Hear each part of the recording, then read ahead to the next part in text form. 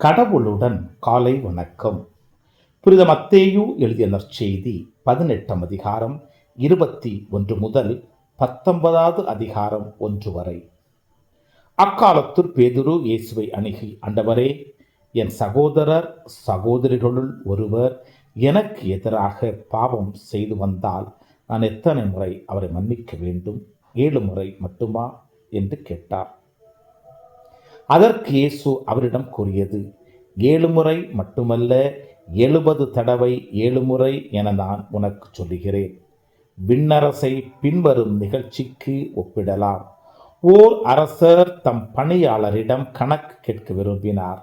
அவர் கணக்கு பார்க்க தொடங்கிய பொழுது அவரிடம் 10,000 தாலந்து கடன்பட்ட ஒருவனை கொண்டு வந்தனர். அவன் பணத்தை திருப்பி கொடுக்க இயலாத நிலையில் இருந்தான். தலைவரோ அவனையும் அவன் மனைவியோடு அவனுக்குரிய உடைமைகள் யாவற்றையும் விற்று பணத்தை திருப்பி அடைக்க ஆணையிட்டார். உடனே அப்பணியால் அவர் காலில் விழுந்து பணிந்து, என்னை பொறுத்தருள்க, எல்லாவற்றையும் உமக்கு திருப்பி தந்துவிடுகிறேன் என்றான். அப்பணியாளின் தலைவர் பரிவு கொண்டு அவனை விடுவித்து அவனது கடன் முழுவதையும் தள்ளுபடி செய்தார்.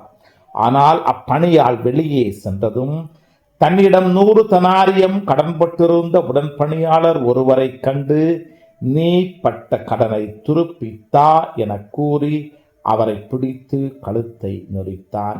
உடனே அவனுடைய உடன்பணியாளர் காலில் விழுந்து, என்னை பொறுத்தருள்க, நான் திரும்பி கொடுத்து விடுகிறேன் என்று அவனை கெஞ்சி கேட்டார். ஆனால் அவன் அதற்கு இசையாது கடனை திருப்பி அடைக்கும் வரை அவரை சிறையில் அடைத்தான். அவருடைய உடன் பணியாளர்கள் நடந்ததை கண்டபோது மிகவும் வருந்தி தலைவரிடம் போய் நடந்தவற்றையெல்லாம் விளக்கி கூறினார்கள். அப்பொழுது தலைவர் அவனை வரவழைத்து, பொல்லாதவனே, நீ என்னை வேண்டிக் கொண்டதால் அந்த கடன் முழுவதையும் உனக்கு தள்ளுபடி செய்தேன்.